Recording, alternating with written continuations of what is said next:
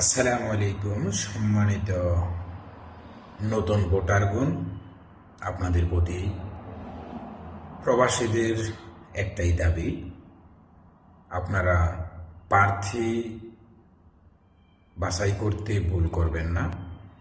আগামী 17 বছর আপনারা ভোট দিতে পারেন নাই। বাংলাদেশের নির্বাচনের যে একটা উৎসব, এটা কেউই ভোগ করতে পারেন নাই। এখন প্রবাসীদের পক্ষ থেকে আপনাদের কাছে ছোট্ট একটি রিকোয়েস্ট, ছোট্ট একটি মেসেজ। এমন নেতাকে ভোট দিবেন না যে আরেক নেতার পা চাটে এবং নির্বাচনের আগে জনগণের আপনার বাড়িতে বাড়িতে আসে, কিন্তু নির্বাচনে নির্বাচিত হয়ে তাকে আর খুঁজে পাওয়া যায় না।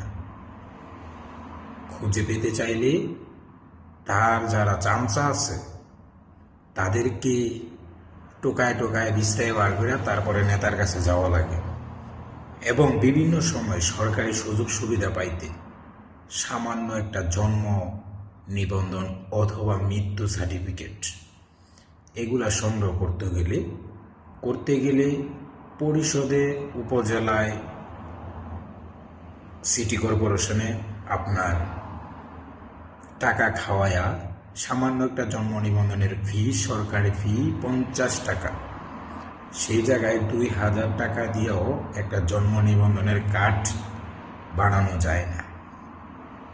এইগুলা থেকে আমি নিজে ভুক্তভোগী এবং বাংলাদেশের প্রত্যেকটা নাগরিক এর ভুক্তভোগী।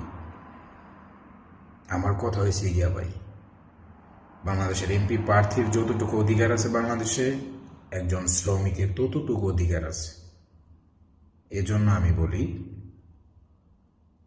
কে এমপি, কে মন্ত্রী, কে বাংলাদেশের কৃষক, কে শ্রমিক, এগুলা দেখার টাইম নেই। সবার সমান সমান অধিকার থাকবে।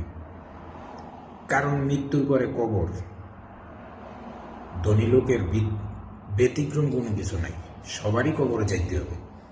এই জন্য বলি, আসুন আমরা সকলে মিলে নতুন বাংলাদেশ গড়ে তুলি।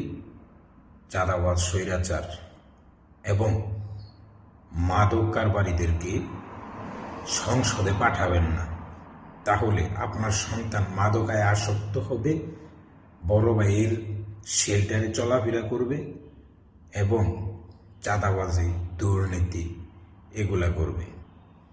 আসুন আমরা সকলে মাদক মুক্ত, চাঁদাবাজ মুক্ত, স্বৈরাচার মুক্ত নতুন একটি বাংলাদেশ গড়ে তুলি। এর বিকল্প কোনো কিছু নাই। আপনাদের কাছে রিকোয়েস্ট থাকবে, ভুলেও কোনো চাঁদাবাজ বা স্বৈরাচার তাদেরকে ভোট দিবেন না। আপনাদের কাছে বিশেষ রিকোয়েস্ট থাকবে। ভালো থাকবেন, সুস্থ থাকবেন। আসসালামু আলাইকুম।